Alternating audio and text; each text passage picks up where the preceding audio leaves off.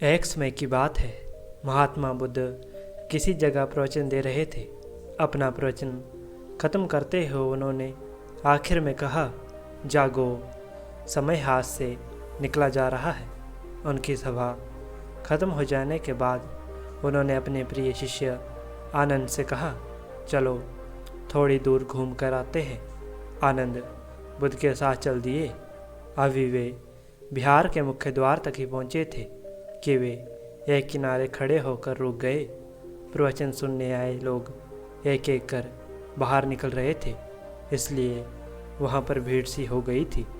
अचानक उसी बीच उस भीड़ से निकलकर एक स्त्री बुद्ध से मिलने के लिए आई।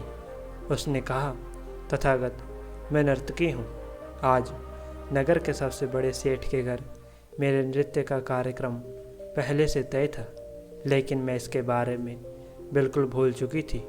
जैसे ही आपने कहा कि समय हाथ से निकल रहा है, मुझे तुरंत इस बात की याद आई।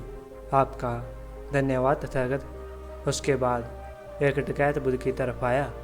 उसने कहा, तथागत, मैं आपसे कोई बात छिपाऊंगा नहीं।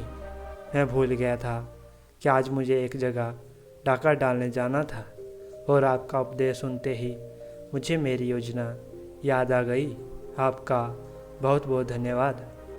उसके जाने के बाद एक बूढ़ा व्यक्ति बुद्ध के पास आया और कहने लगा, तथागत, मैं सारी ज़िंदगी भर दुनिया की बेफजूल चीज़ों के पीछे भागता रहा और अब जब मौत का सामना करने का दिन नज़दीक आ गया है तो मुझे लगता है कि सारी ज़िंदगी यूं ही बेकार चली गई।